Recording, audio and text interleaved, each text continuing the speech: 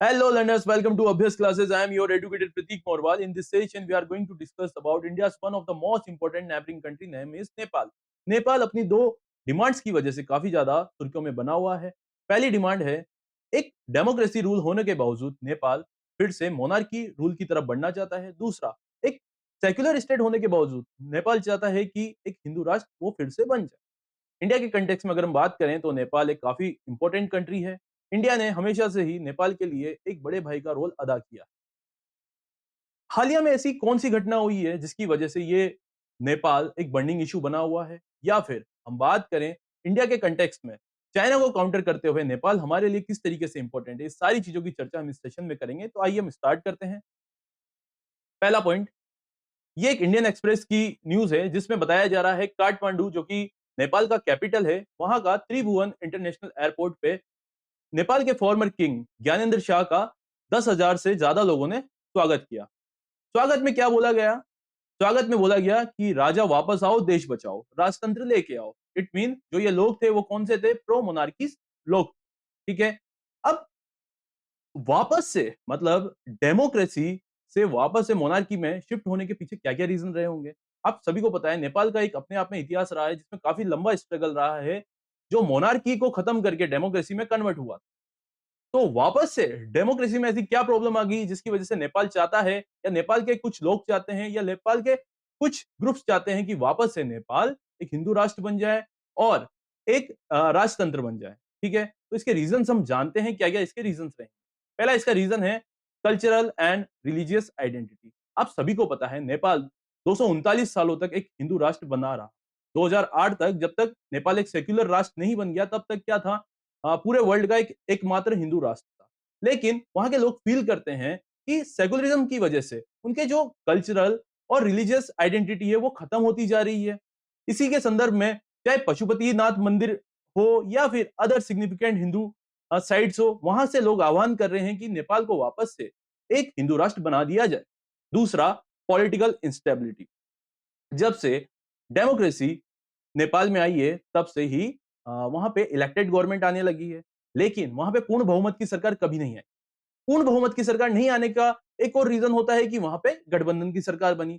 उसके रिजल्ट में क्या होता है? कभी भी वहां पे लीडर्स लोगों की भलाई में काम नहीं करते हैं, डेवलपमेंट में काम नहीं कर रहे हैं, इंफ्रास्ट्रक्चर डेवलप नहीं कर पा रहे हैं। वो ऑलरेडी क्या कर रहे हैं? वो करप्शन कर रहे हैं, या फिर चाइना या इंडिया के इन्फ्लुएंस में जो भी मोर पावरफुल हो उसके टिल्ट में होकर काम कर रहे हैं। इस वजह से क्या होता है? वहां पे लोगों में फ्रस्ट्रेशन होती है, क्योंकि नेपाल के बेनिफिशियल के लिए तो वो काम कर ही नहीं रहे। इसीलिए लोग क्या सोचते हैं कि इससे बेटर तो मोनार्की टाइम ही था, और जो हिंदू रूल था तभी ज्यादा हम बेटर थे। तीसरा इंपॉर्टेंट पॉइंट, जो ऑपोजिशन पार्टीज हैं उनमें एक पार्टी है राष्ट्रीय प्रजातंत्र पार्टी। ठीक है, मीन आरपीपी। वो क्या कर रही है? प्रो मोनार्की मतलब राजतंत्र के लिए एक प्रॉपर कैंपेनिंग कर रही है, जो कि काफी इफेक्टिव है। नेक्स्ट पॉइंट हम जानते हैं। नेक्स्ट पॉइंट है आपका राइजिंग एंटी कन्वर्जन सेंटिमेंट्स। आप सभी को पता है कन्वर्जन हो रहा है आजकल। कन्वर्जन नेपाल में हिंदू लोगों का किसमें हो रहा है? क्रिश्चियन लोगों में हो रहा है। ठीक है। अब आप सभी को यह चीज ही पता होगी कि इंडिया के भी पास में बांग्लादेश। ठीक है। बांग्लादेश में जब सत्ता का परिवर्तन हुआ तो वहां पे हिंदू माइनॉरिटीज पे कितना ज्यादा हमला किया गया। या हम बात करें इस्कॉन टेम्पल के पुजारी चिन्मयानंद के ऊपर भी कितना ज्यादा अत्याचार हुआ। तो इन्हीं सबको देखते हुए, इन्हीं सभी सेंटिमेंट्स को देखते हुए लोग अगर ये बिलीव कर रहे हैं कि अगर हमारी भी यहाँ पे पॉपुलेशन कम होगी या हमारे भी यहाँ पे बिलीव्स खत्म हो जाएंगे, तो हम पे भी आने वाले समय में मतलब फ्यूचर में ये चीजें होने लगेगी। इसीलिए लोग क्या चाहते हैं कि वापस से हिंदू मेच्योरिटी या फिर हिंदू राष्ट्र वहां पे स्टेब्लिश्ड हो जाए। नेक्स्ट पॉइंट हम जानते हैं इकोनॉमिक एंड सोशल फ्रस्ट्रेशन। जब आपको एक चीज और पता होगी, नेपाल जो है एक बफर जोन है। किसके बीच का बफर जोन है? चाइना और इंडिया के बीच का एक बफर जोन है। बफर जोन होने के साथ साथ चाइना एक लैंडलॉक कंट्री है, जिसकी वजह से इसके पास कोई कोस्टल लाइन नहीं है, मतलब समुद्री तट नहीं है, जिसकी वजह से नेपाल कोई बिजनेस या ट्रेड नहीं कर पाता है। वो हाईली डिपेंडेंट है नेपाल और इंडिया के लिए, जिसकी वजह से नेपाल में कभी भी इकोनॉमी इतनी फेल नहीं पाई, इकोनॉमी इतनी अच्छी ग्रो कर नहीं पाई, जिसकी वजह से वहां पे क्या है? अनएम्प्लॉयमेंट है ना? गवर्नमेंट अच्छे से काम नहीं कर पा रही है। इसकी वजह से क्या होता है? लोगों में मतलब सोसाइटी में एक तरीके से फ्रस्ट्रेशन है और वो चाहते हैं कि जो मोनार्की का टाइम था, मतलब राजतंत्र था, वही वापस से एस्टेब्लिश हो जाए। इससे तो बेटर था वो, जो अभी चल रहा है। Next point, sentiments among older generation. Older generation it mean कि वो 2008 से पहले के तो होंगे ही होंगे, ठीक है? जब डेमोक्रेसी नेपाल में आई और सेक्युलर नेपाल बना, ठीक है? तो 2008 से पहले का टाइम जो पुराने लोग हैं वो बेटर मानते थे, इसलिए वो मानते हैं कि वापस से अगर यहाँ पे राजतंत्र आ जाए और हिंदू राष्ट्र बन जाए, तो हमारे लिए ज़्यादा बेनिफिशियल रहेगा और हमारी आने वाली जनरेशन के लिए ज़्यादा बेनिफिशियल रहेगा। इसकी वजह से ये लोग भी एक तरीके से इस प्रोटेस्ट में शामिल हो रहे हैं कि हम भी चाहते हैं कि हिंदू राष्ट्र वापस से बन जाए। Next point, regional geopolitics. Regional region क्या है नेपाल के पास? या तो चाइना है या फिर इंडिया है। ये दोनों ऑप्शन के बीच में नेपाल फँस के रह गया है। कुछ पॉलिटिकल लीडर्स या वहां के लोगों का मानना है कि नेपाल में चाइना की एंट्री से पहले नेपाल काफी ज्यादा एक तरीके से स्टेब्लिश्ड नेशन था। इसी वजह से अगर हम प्रो हिंदू हो जाते हैं और राजतंत्र लेके आते हैं तो हमारा इंडिया के साथ वापस से टाइज काफी अच्छा हो जाएगा। ठीक है, तो ये सारे जो रीजन हैं वो है नेपाल का फिर से डेमोक्रेसी से मोनार्की की ओर शिफ्ट होना। लेकिन आपको पता है कि लंबा स्ट्रगल चला है मोनार्की से डेमोक्रेसी की ओर शिफ्ट होने के लिए। तो वो कौन-कौन से रीजन थे हम वो भी एक बार जान लेते हैं। उसका टाइमलाइन हम देख लेंगे। आप देखिए 2001 में क्या हुआ, एक रॉयल मैसेकर हुआ। रॉयल मैसेकर जिसमें किंग ज्ञानेंद्र निकल के आए। अब इसको समझिए आप, उस समय पे क्या थे, नेपाल के किंग थे किंग वीरेंद्र। इनके बेटे का नाम था प्रिंस दीपेंद्र। दीपेंद्र के साथ एक स्टोरी है कि इनकी पसंद की शादी नहीं होने के कारण इन्होंने क्या किया, अपने परिवार के सभी लोगों के ऊपर गोलियां चलवा दी। गोलियां चलवाने के बाद ये खुद भी एक तरीके से घायल हो गए थे और 3 दिन बाद कोमा में जाने के बाद इनकी भी मृत्यु हो गई थी। तो उसके बाद क्या होता है, किंग वीरेंद्र के जो भाई थे किंग ज्ञानेंद्र, उनको राजा बना दिया गया।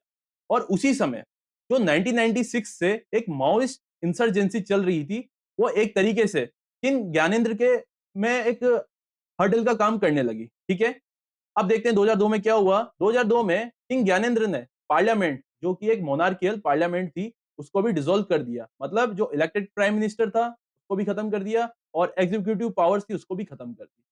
किंग ज्ञानेंद्र ने 2005 में एक स्टेट इमरजेंसी लगा ली। इससे क्या किया, सिविल राइट्स भी खत्म कर दिए और पूरा गवर्नमेंट का कंट्रोल अपने हाथों में ले लिया।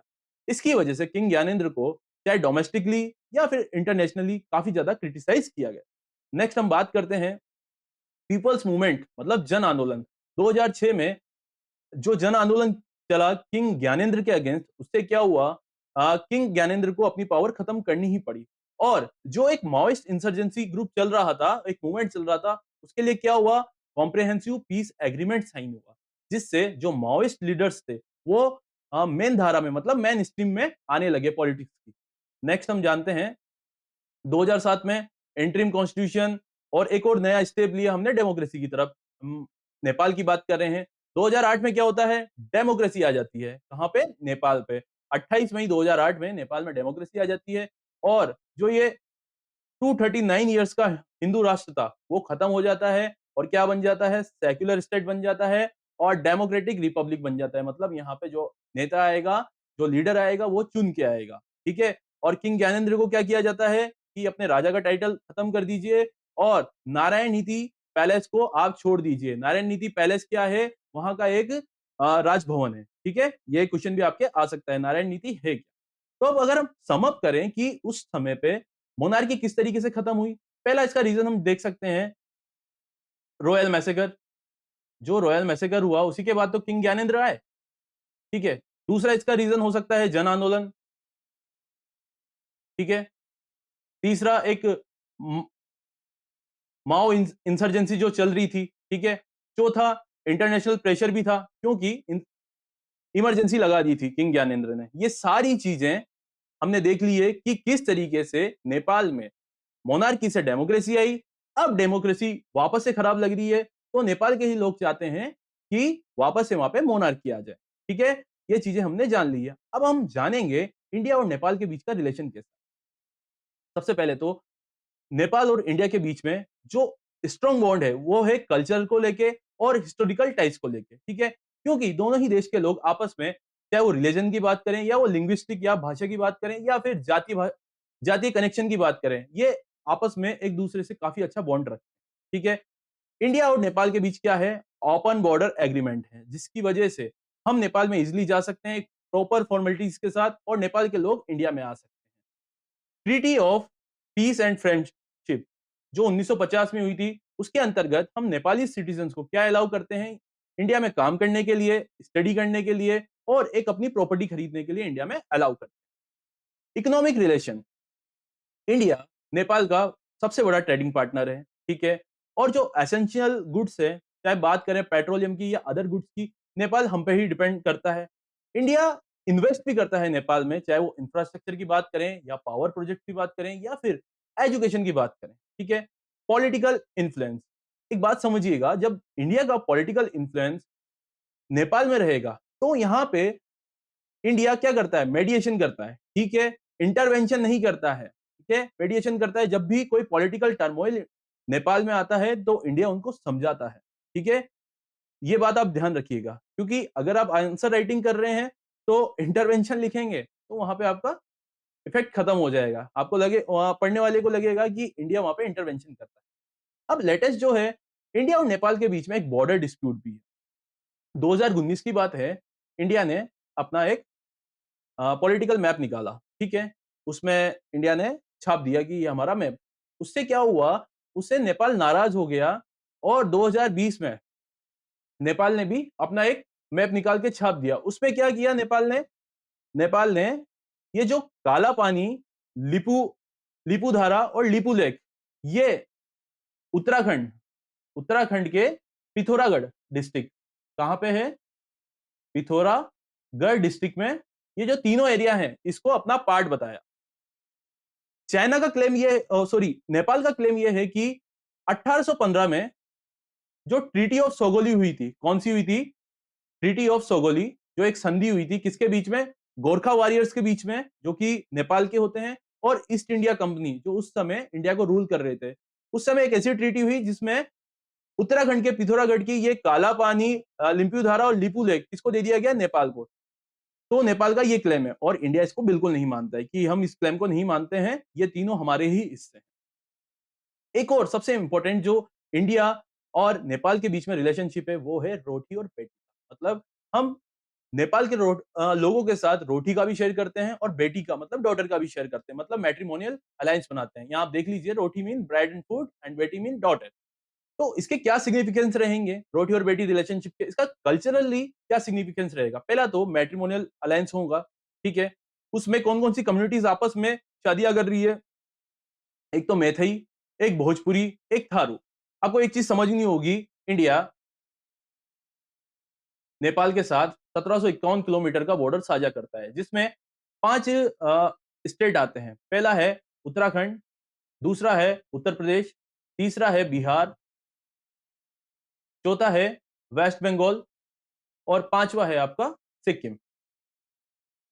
ये भी एग्जाम में आपके डायरेक्टली पूछा जा सकता है कि किस प्रकार से ये चीजें कंप्लीट होगी। ठीक है। तो ये पांचों स्टेट जब नेपाल के बॉर्डर से लग रहे हैं, तो ऑब्वियसली बात है कि यहाँ का कल्चर और यहाँ का जो हमारा रोटी और बेटी रिलेशनशिप है, काफी ज्यादा मजबूत होगा। ये मैथई और भोजपुरी और ये थारो, ये इन्हीं स्टेट्स के एक तरीके से ग्रुप है, और इस वजह से नेपाल और इन लोगों के बीच में काफी ज्यादा स्ट्रॉन्ग कनेक्शन है। अब हम बात करें रिलीजियस एंड कल्चरल सिमिलरिटी, तो जो त्योहार है, चाहे वो दशैन, तिहार या छठ पूजा है, ये आपस में नेपाल में और इन स्टेट्स में आपस में मनाया जाता है। नेपाल के चाहे पशुपतिनाथ टेम्पल की बात करें या फिर इंडिया के काशी विश्वनाथ टेम्पल की बात करें, यहाँ के लोग वहां पे जाके विजिट करते हैं, वहां के लोग यहाँ पे आके विजिट करते हैं। इट मीन एक रिलीजियस कनेक्शन दोनों के बीच में है। ठीक है। Next, economic interdependence. ठीक है। नेपाल क्या करता है? डिपेंडेंट है इंडियन मार्केट पे for essential commodities, food, medicine और पेट्रोलियम के लिए। इंडिया का बिजनेसमैन या फिर वर्कर्स हो, वो एक्टिवली कहां पे हैं? नेपाल में हैं, और काफी लंबे समय से वहां पे काम कर रहे हैं, चाहे वो एम्प्लॉयमेंट के लिए हो, चाहे वो एजुकेशन के लिए हो, चाहे फिर हेल्थ केयर के लिए हो। ठीक है। क्या आपको समझ में आया? अब रोटी बेटी रिलेशनशिप का पॉलिटिकल और स्ट्रेटेजिक इंपैक्ट क्या होगा? अभी आपने देखा होगा कि ली पुल है, काला पानी के लिए जिस तरीके से इंडिया और नेपाल के बीच में रिफ्ट पैदा हुआ, इसका मतलब ये है कि जो भी टाइज़ है सब कुछ खत्म हो जाएँगे, नहीं। तो ये रोटी-बेटी का रिश्ता है काफ़ी लंबे समय से चलता आ रहा है। इवन जब ये दोनों देश बने भी नहीं थे तब तब से चला आ रहा है। इसी वजह से क्या है, ये एक तरीके से प्रॉन है किसके लिए? एक अच्छे रिलेशनशिप के लिए। जब भी जियोपॉलिटिकल शिफ्ट होगा या कोई टेंशन होगी, लेकिन ये रोटी-बेटी का जो रिश्ता है, जो रिलेशनशिप है, ये नेपाल और इंडिया में चलता ही रहेगा। ठीक है? अब हम नेक्स्ट देखते हैं, चाइना का जो इन्फ्लुएंस है नेपाल पे कैसे बढ़ता जा रहा है। ठीक है? फर्स्ट वन, इकोनॉमिक इन्वेस्टमेंट कर रहा है चाइना नेपाल में। चाइना का belt and road initiative BRI के बारे में हम जान चुके हैं, जिसमें चाइना फंडिंग करता है इंफ्रास्ट्रक्चर के लिए, हाईवेज के लिए और काफी ज्यादा डेवलपमेंट्स करता है अदर कंट्रीज में। तो चाइना क्या कर रहा है, बीआरआई के तहत नेपाल में फंडिंग कर रहा है इंफ्रास्ट्रक्चर के लिए, हाईवेज के लिए, एयरपोर्ट्स के लिए, हाइड्रो इलेक्ट्रिक प्लांट्स के लिए। और इसी के साथ साथ चाइना और नेपाल के बीच में ट्रेड भी काफी ज्यादा धीरे धीरे बढ़ता जा रहा है। ठीक है? उससे नेपाल की जो इंडिया पे डिपेंडेंस है वो खत्म होती जा रही है। मतलब नेपाल चाइना के प्रति टिल्ट होता जा रहा है। नेक्स्ट हम देखते हैं पॉलिटिकल इन्फ्लुएंस। जब भी अभी हमने पहले भी डिस्कस किया है कि कोएलिशन गवर्नमेंट सबसे ज्यादा नेपाल में हो रही है, जिसकी वजह से वहां पे पॉलिटिकल इंस्टेबिलिटी है। एक प्रॉपर लीडर वहां पे आ ही नहीं पाता है, काम कर ही नहीं पाता है। इसका एक रीजन है कि जो नेपाल की कम्युनिस्ट पार्टी है, उसका ऊपर इन्फ्लुएंस किसका है? चाइना का। चाइना के डिप्लोमेट्स आते हैं और यहाँ पे सत्ता परिवर्तन करके चले जाते हैं। इस तरीके के एलिगेशन है। ये सुंदर जो महिला है, ये चाइना की डिप्लोमेट मानी जाती है और ये ऐसा बताया जाता है कि जो हाई ऑफिशियल्स हैं या फिर बड़े-बड़े लीडर्स हैं नेपाल के, उनको हनी ट्रैप में फँसाया जा चुका है। हनी ट्रैप में फँसाया जा चुका है। ठीक है? अब हम बात करें तीसरा important point in the context of China for Nepal. China चाहता है कि जो उसका प्रो तिब्बतन मूवमेंट्स है, मतलब जो चाइना के साउथ में है तिब्बत, जहां से दलाई लामा हमारे धर्मशाला में आके शरण लिए हुए हैं। और च- चाइना ये चाहता है कि जो तिब्बत के मूवमेंट्स है वो ज्यादा एग्रीगेट नहीं हो पाए। ठीक है? इसी वजह से वो क्या चाहता है कि नेपाल में शांति बनी रहे और नेपाल से हमारे टाइज काफी अच्छे रहे। तो ये तो हो गई चाइना की और इंडिया की बात नेपाल के कंटेक्स्ट में। लेकिन इंडिया और नेपाल के जो रिलेशनशिप है वो काफी ज्यादा पुराने हैं। और इन सब के अतिरिक्त इंडिया और नेपाल क्या शेयर करते हैं, एक मिलिट्री कॉपरेशन शेयर करते हैं, जिसमें एक मिलिट्री एक्सरसाइज होती है सूर्य किरण। अभी लेटेस्ट ही कौन सा एडिशन हुआ है, 2024 में 18वां एडिशन हुआ है। वो कहाँ हुआ है? नेपाल में है। जो नेपालीज ऑफिसर्स हैं वो कहाँ पे ट्रेनिंग लेते हैं? आईएमए इंडियन मिलिट्री एकेडमी में ट्रेनिंग लेते हैं। इंडिया क्या करता है? फाइनेंशियल एड और डेवलपमेंट असिस्टेंस भी देता है। किसको? नेपाल को। चाहे वो पोस्टल हाईवे प्रोजेक्ट हो गए या फिर 2015 में आया हुआ अर्थक्वेक, जिसके बाद इंडिया ने $1 बिलियन एज असिस्टेंस किसको दिया था? नेपाल को दिया था। नेक्स्ट हम देखते हैं पशुपतिनाथ टेम्पल। जैसे कि अभी हमने बात किया था पशुपतिनाथ टेम्पल के बारे में, जो कि नेपाल में सिचुएटेड है। ये एक यूनेस्को की साइट है। ठीक है? इसके कंजर्वेशन के लिए और इसके डेवलपमेंट के लिए आए दिन इंडिया एक तरीके से असिस्टेंस देता रहता है या ट्रस्ट बना के उसमें फॉरेन एड देता रहता है। ठीक है? नेक्स्ट हम बात करते हैं सिक्योरिटी कंसर्न। आप सभी को पता है या फिर आपने कई सारी मूवीज देखी होगी जिसमें पहले कोई भी आतंकवादी जाता है, नेपाल में शिफ्ट होता है, फिर वहां से इंडिया में एंटर होता है। तो ये जो ओपन बॉर्डर सिस्टम है, तो इंडिया का हमेशा से कंसर्न रहा है कि काफी ज्यादा एंटी इंडिया एक्टिविटीज वहां से हो रही है। और इसी को एक तरीके से कंट्रोल करने के लिए इंडिया ने काफी ज्यादा मेजर्स लिए हैं। इसकी वजह से चाहे वो नेपाल के ट्रेडर्स हों या फिर नेपाल के लोग हों, उनको प्रॉब्लम होती है इंडिया में आने के लिए। नेपाल के ट्रेडर्स को तो जीएसटी आया या फिर डिमोनेटाइजेशन हुआ, तब से भी प्रॉब्लम होती है, क्योंकि अब प्रॉपर प्रोसेस के थ्रू ही वो लोग इंडिया में बिजनेस कर सकते हैं। ठीक है? Next one, cultural ties. ये हमने देख ही लिया है, ये जो त्योहार है, दशैन त्योहार, होली, है ना? या फिर बॉलीवुड का भी काफी ज्यादा प्रचलन है नेपाल में।